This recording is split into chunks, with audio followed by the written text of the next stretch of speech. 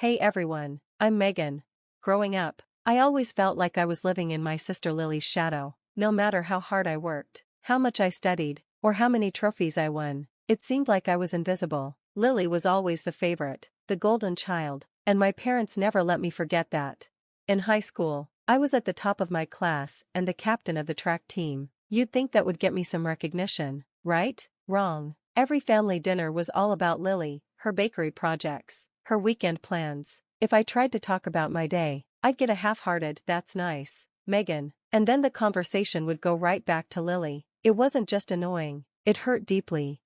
To deal with it, I decided to focus on myself. I studied even harder, and when the time came, I earned a full scholarship to college. My best friend's dad, seeing what was going on at home, offered to help with any extra expenses. Honestly, he's been more of a father to me than my real dad ever was.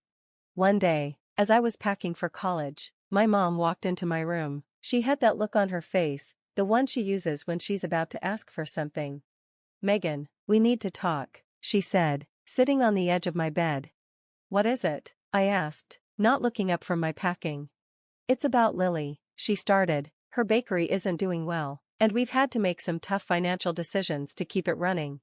I stopped packing and turned to face her. "What does that have to do with me?" "We've taken out a third mortgage on the house," she admitted, "and we're struggling to keep up. We need you to reconsider your scholarship, maybe stay home and help out with the family business." I couldn't believe what I was hearing. After all these years of them not investing in my future, now they wanted me to give up my dreams for Lily? "No," I said, standing firm. "I've worked too hard for this. I'm going to college."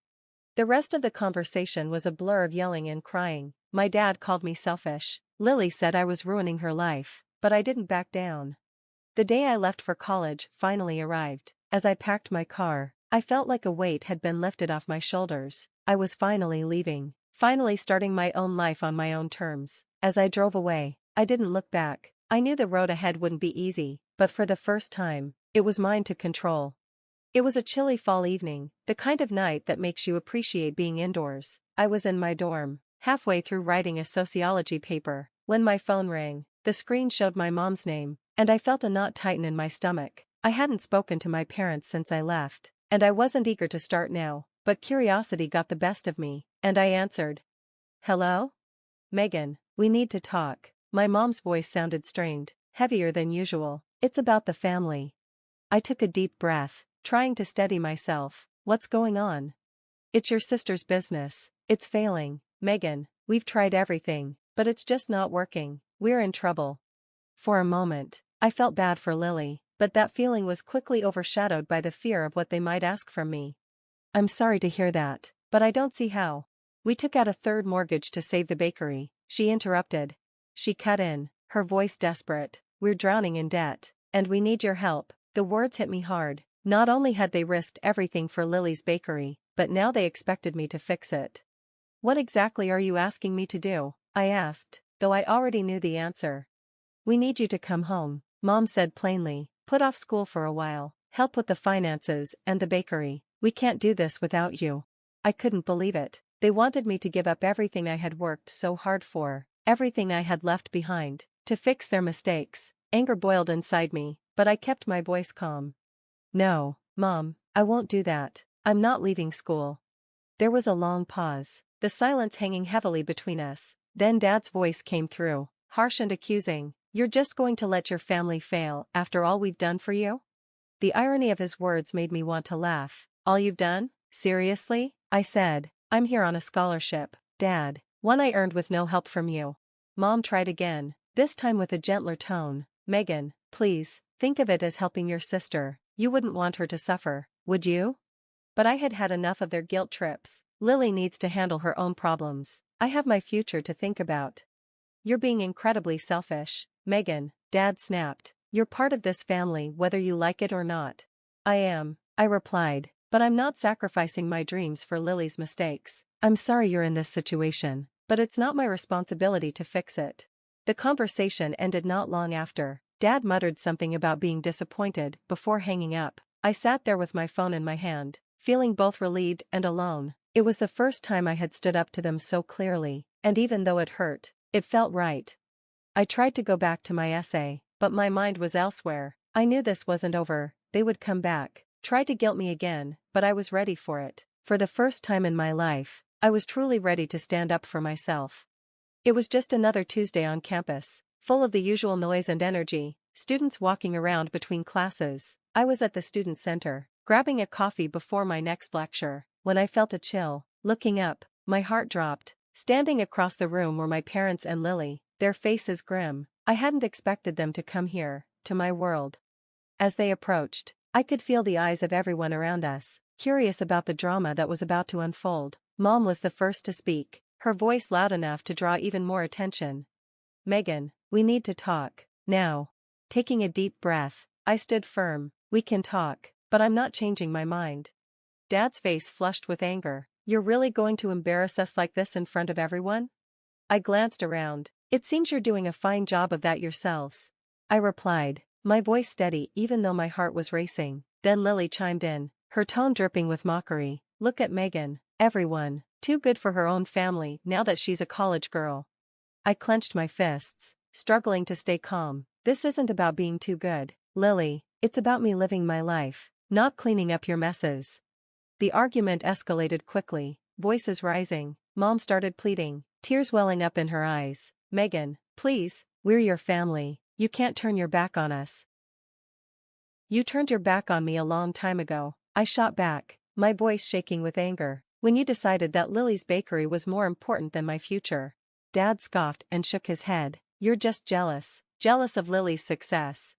I let out a bitter laugh. "Success? Is that what you call bankruptcy and taking out a third mortgage?" By now, everyone in the student center was staring, whispers spreading through the room. I felt the humiliation, but I couldn't let them control me anymore. "I am not responsible for Lily's failures. I am not responsible for your bad financial choices. I am only responsible for myself." Mom's voice cracked as she pleaded, "You're being selfish, Megan, when will you see that?"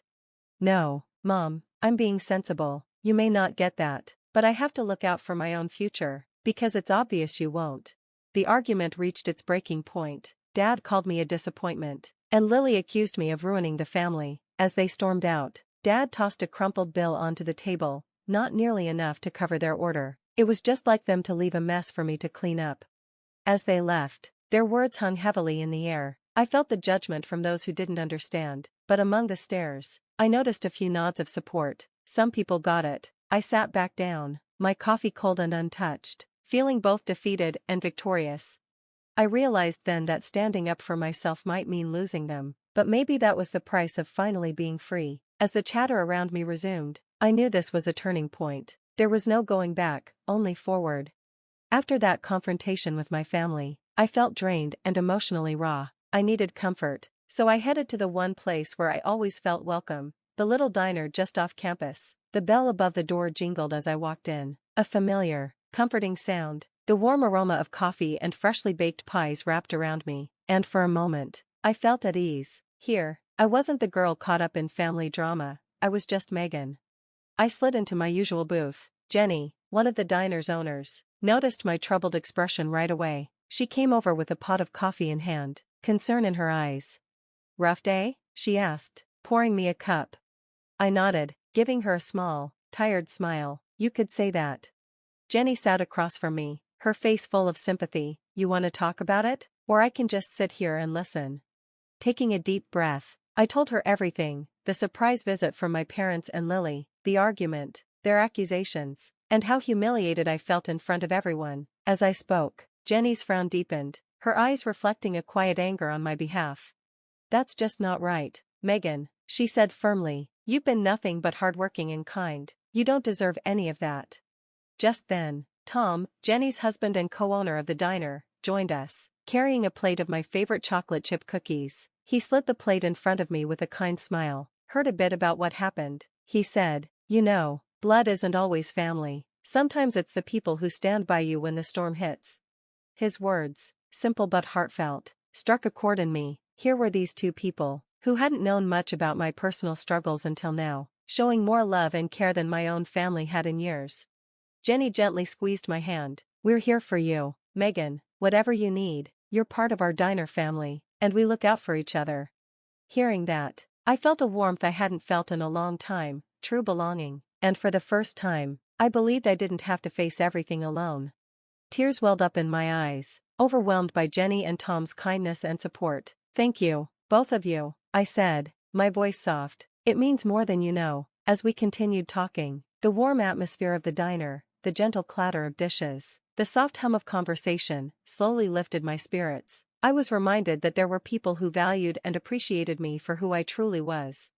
Being with Jenny and Tom made me realize an important truth: family isn't just about blood, it's about the people who stand by you, who support you, and who believe in you. Their encouragement left me feeling renewed, and as I left the diner that evening, I felt a strong sense of purpose. The heavy burden of my family's expectations and criticism felt lighter, knowing I had people who believed in me, in my choices, and in my future.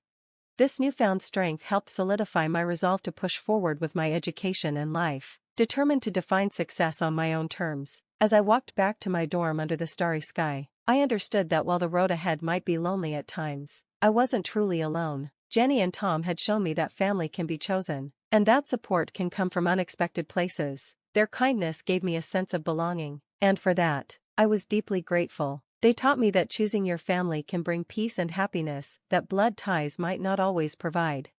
Months passed, each one bringing me closer to my goals. My grades were excellent. I was actively involved in key campus activities, and I had secured an internship that promised a bright future. As I thrived both academically and personally, I felt a strong sense of pride and accomplishment, one that was entirely my own. This new chapter of my life was filled with independence and support from friends and mentors who genuinely believed in my potential. One crisp morning, while scrolling through the news on my phone before class, a headline caught my attention. It was about Lily's Bakery. The article detailed a major health scandal, unsanitary conditions, and multiple violations that had gone unchecked for too long. The fallout was disastrous. The bakery had been shut down, and the media frenzy that followed ruined the family's reputation beyond repair. Sitting in the quiet of the library, I was flooded with a complicated mix of emotions. I took no pleasure in seeing Lily and my parents suffer, but there was a grim sense of inevitability about it. Their reckless decisions, years of bending rules and prioritizing Lily at all costs, had finally caught up with them. It was a stark reminder of just how far I had distanced myself from that world of chaos and neglect. In the weeks that followed, news of their financial collapse spread throughout town. My parents had invested everything into the bakery, ignoring their other responsibilities and even their own well-being. Now, with the business gone, they were left with nothing but debts and regrets. It was a harsh reality that my family had to face alone, one they had brought upon themselves. Despite the chaos unfolding back home, my life on campus was thriving. I often thought about the stark difference between my steady rise and their dramatic fall. But it wasn't just about money or reputation, it was about integrity, making choices that reflected my values and ambitions. I had chosen a path of hard work and honesty, breaking free from the toxic environment that had dominated my past. One evening, while discussing my future with my mentor, Professor Hawkins, he said something that stuck with me. "Megan, it's not just about surviving the storm," he mused. "It's about learning to dance in the rain." His words hit home. Yes, I had been through a lot. But more importantly, I had grown from it. I had created a life defined by my own successes and the community I had built around me, not by the failures of my family. As I walked back to my dorm that night, the soft glow of the streetlights lit my path, and I felt an overwhelming sense of peace. The struggles with my family now felt like a distant storm, its echoes barely reaching me. In its place was a quiet confidence in my own abilities and decisions. I knew challenges would come, but I was equipped to face them with the support and strength I had gained. My family's downfall, while sad, was a direct result of their own choices, missteps that had led to their collapse. But I was building something different, something real, sustainable, and true to who I was. As I closed the door to my room, a smile crossed my face. It was the smile of someone who had not only survived, but thrived. I had taken control of my own destiny and was ready to embrace whatever the future had in store, with an unshakable spirit. That's the end of Megan's story. What would you have done in her situation? Would you have made the same decisions? Share your thoughts in the comments below, and don't forget to like and subscribe for more stories like this. Alright, everyone's presentations are done. Nick, the manager, said as he tried to move the discussion forward. Excuse me, I haven't. I recently found out something. Nick interrupted me and began to speak. There's apparently someone in this department who didn't graduate high school and is just a part-timer. Meetings should be for employees only. Absolutely right. His lackey, Mike, of course, agreed with Nick. I'm leaving. After leaving the meeting room, I started to shut down my computer. I noticed that an email had arrived, not in my personal inbox, but in the company's shared email. Thinking, there's no point in speaking up, no one will listen, I went home quietly. The next day, I heard a commotion from Nick's desk. He was staring at his computer screen, his face pale. Nick! Is something wrong? Mike looked at the screen with him. And he turned even paler than Nick. Why is he so angry? Knowing the reason for Mike's distress, I thought to myself, serves them right. My name is Adam. My mother passed away when I was in the 9th grade, and I was raised by my father. Well, you could hardly call it being raised. After my mother passed, my father changed. He drowned his sorrows in alcohol, and though he still went to work, he squandered our living expenses on horse racing. Because of that, I had to start working part-time as soon as I entered high school. Every month, I went to the convenience store with bills in hand that couldn't be auto-deducted from my father's account. Even though I endured it because I didn't want to be alone, I reached my limit in my second year of high school and dropped out. I found a live-in job at a distant inn. Thank you for everything. The day I left home, my father, still staring at the TV, spoke. Take care. That was our last conversation. Back then, 18 wasn't the age of majority, so I needed my father's permission to work, and I couldn't hide my place of employment. Yet, my father never visited me even once. I kept working just to survive, and before I knew it, I was 42. Years of hard work paid off, and I was transferred to the headquarters. I was thrilled to be recognized by the company, as I thought I'd be working in the field until retirement due to my lack of formal education. Listen up.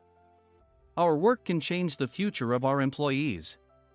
Don't drag us down.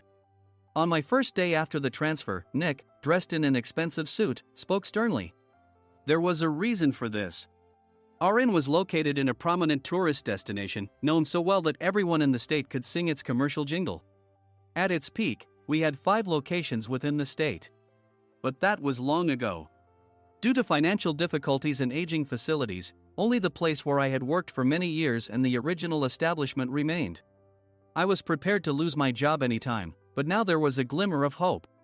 With the rise of social media, the tourist area where the inn was located started gaining attention again. Depending on how hard the sales department, where I was transferred, worked, we could either thrive or be forced to give up this prime location to the new hotel chains continuously popping up. For Nick, who had switched careers from another industry to strengthen our sales, this was a battle he couldn't afford to lose. I understood why he had to be strict. I will do my best. Nick sneered at my enthusiastic declaration. Did you not hear what I said? I'm sorry. I thought I was listening carefully. Out of habit from years of customer service, I apologized reflexively, though I had no idea what had offended him. Someone was watching me with a smirk. In this department, there are those who are expected to excel and those who have been shoved here because they have nowhere else to go. You are the latter. It was Mike, the section chief. He's 7 years younger, at 35. But he was called to headquarters much earlier than I was and had been moving around within the headquarters ever since. I'm not jealous, but I can't accept that he's my boss. Graduating from a prestigious university, he has an unusually high pride and caused many problems as a newbie, making things very difficult for me when I was the front desk leader. When I found out Mike was transferred to the sales department a month before me, I was disheartened. Mike is right. With just a middle school diploma, there's not much you can do. Don't even think about achieving results. As if I didn't exist, Nick remarked, I'm thirsty. Mike eagerly ran to the coffee maker. It seems Mike is Nick's lackey. I regretted being happy about my transfer to headquarters, wishing I had stayed on site forever. Send a direct mail to every company on this list by the end of the day. Nick only assigned me tasks that even a new graduate could handle. What? There are over 1,000 companies. You want me to send to all of them by today? Yes, if you and your fellow misfits split the work, even those with nowhere else to go should finish by today. I glanced at the employees typing away expressionlessly. They were worn out from customer service, only thinking about leaving on time, or were women reassigned after having children. With zero motivation for work.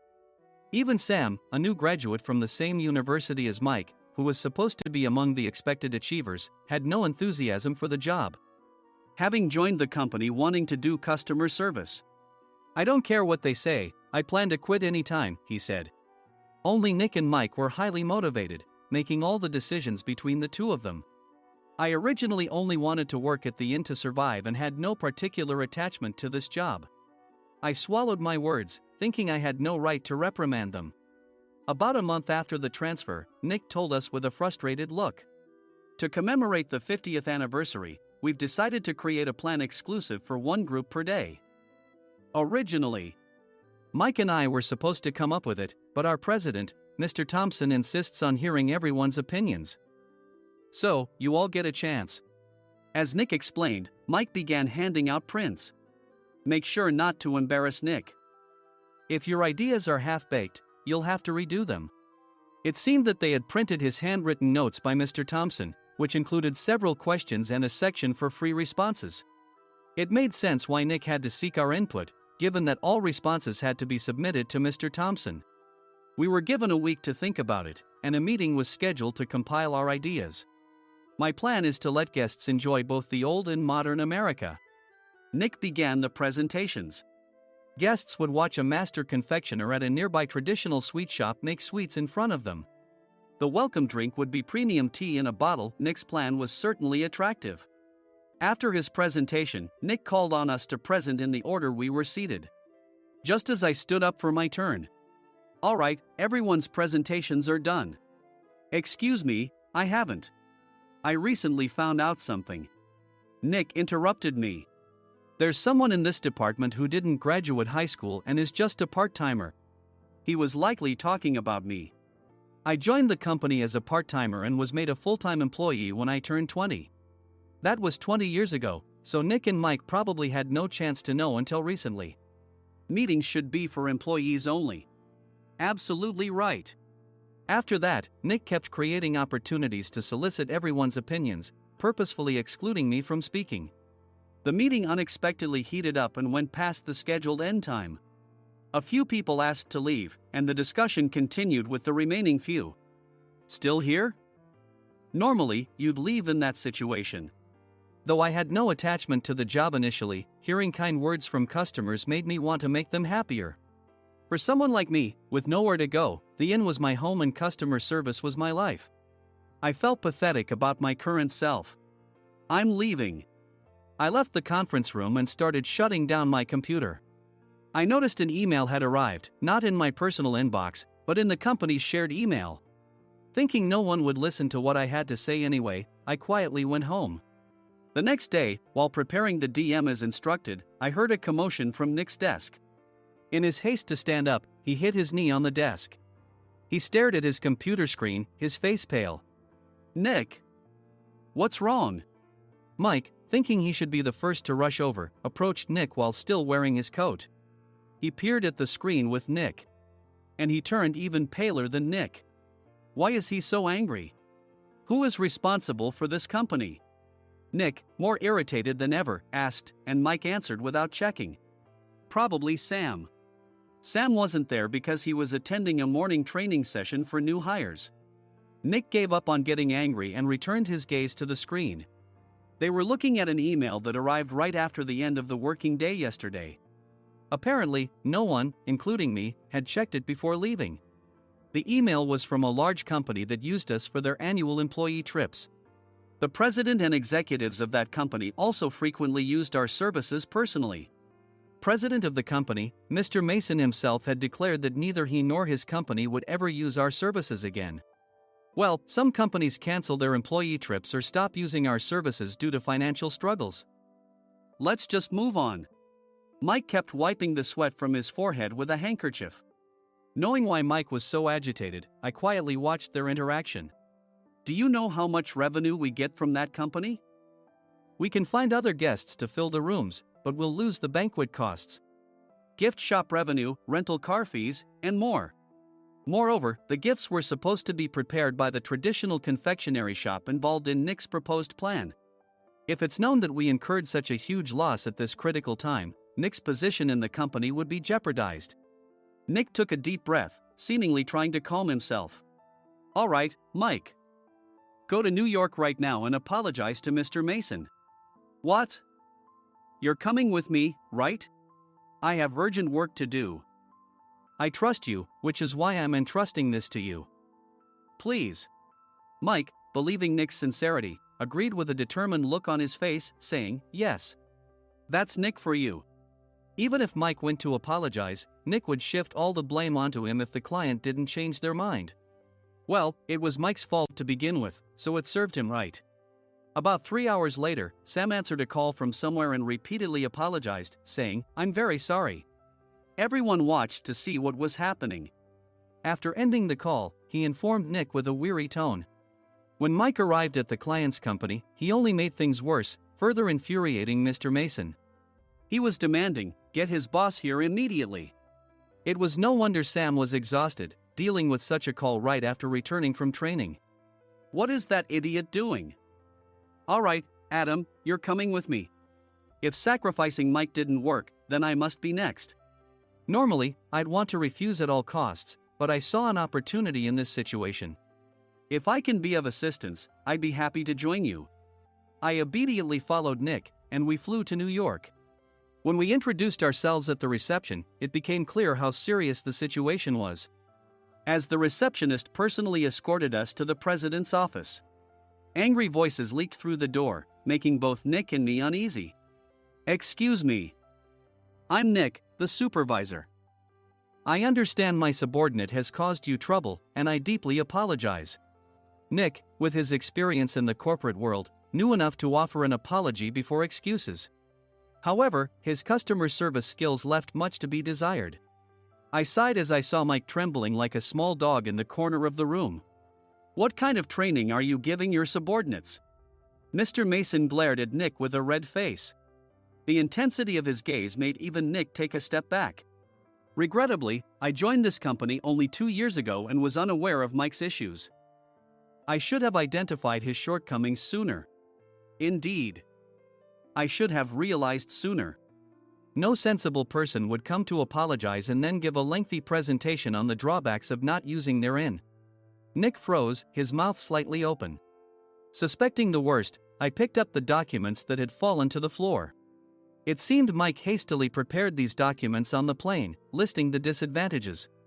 Disadvantage 1, if you change the venue for the company trip, employees might suspect it's for cost-cutting reasons, leading to a negative impression. Reading it aloud half-jokingly, Nick snatched the papers from my hand and checked the contents with a furious expression.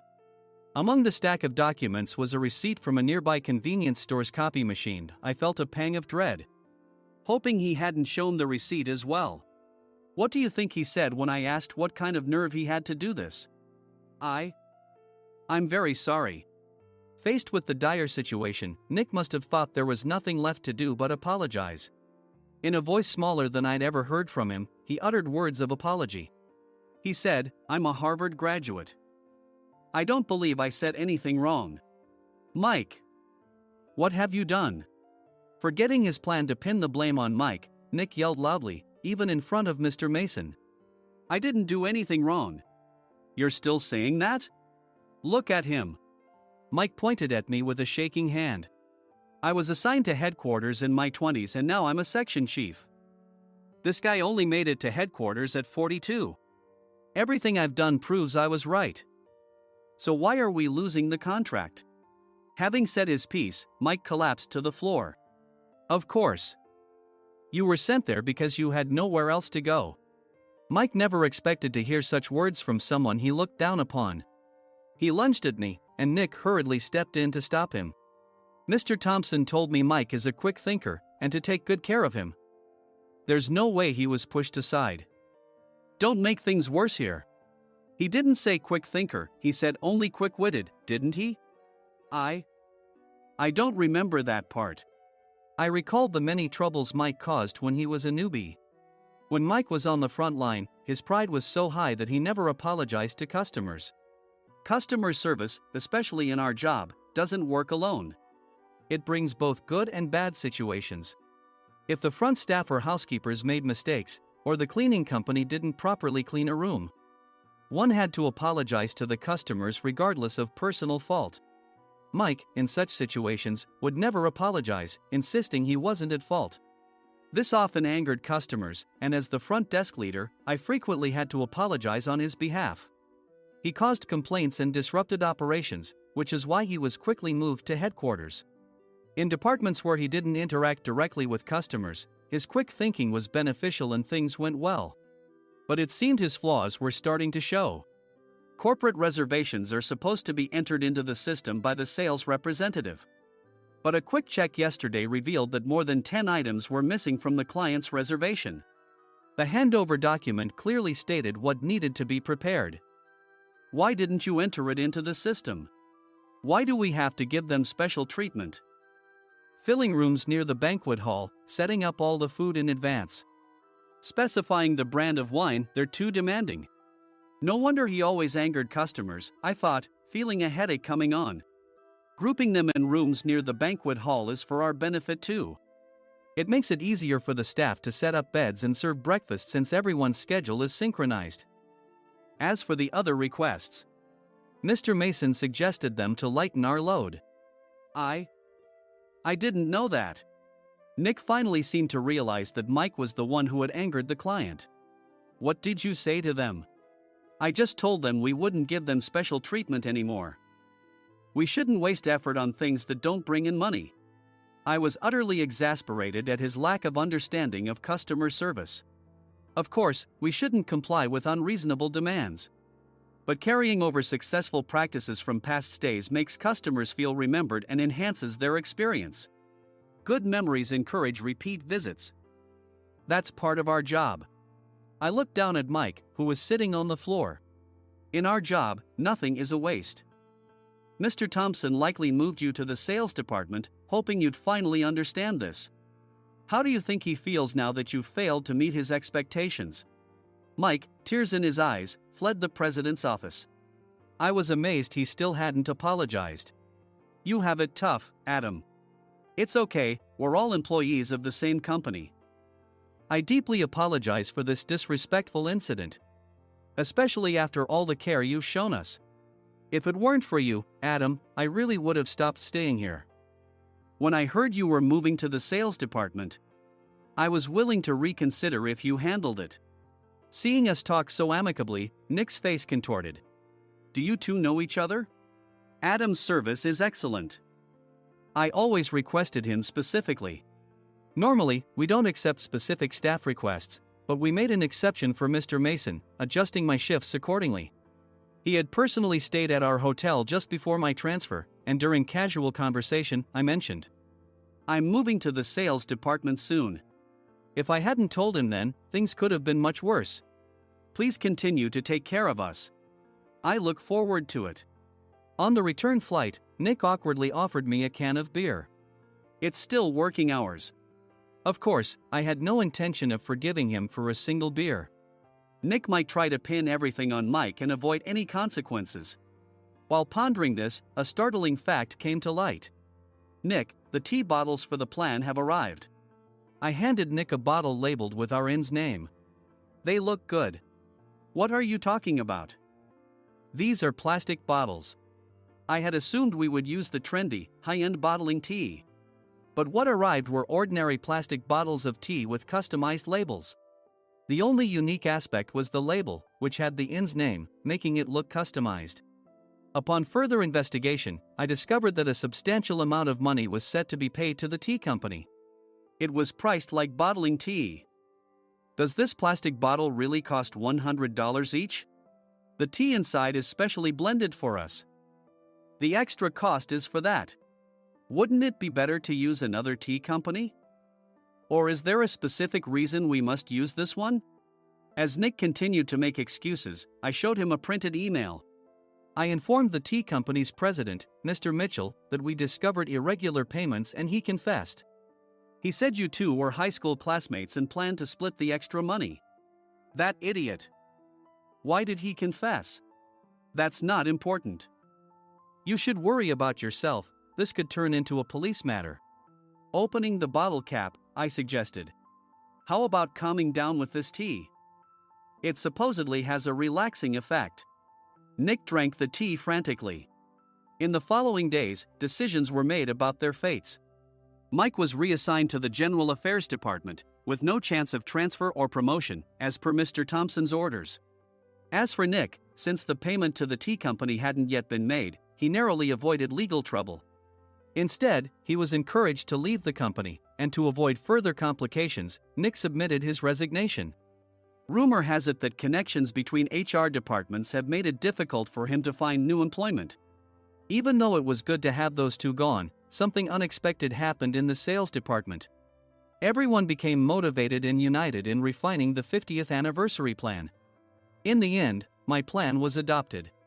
We collaborated with the Tourist Information Center to provide personalized guides. The plan, tailored to the number of guests, was truly special for the 50th anniversary. Hey, is Adam's family coming to stay? I immediately booked that special plan for my family. Sam noticed it on the reservation list and quickly picked up on it. Yes, I'm inviting my father. That's great. I might invite my parents too. I lacked the courage to face my father just as Adam. But here, with the confidence Mr. Mason praised, I felt ready. The 50th anniversary plan was a perfect opportunity to reconnect with my father. I hoped to bring back the days when we could laugh together as we once did.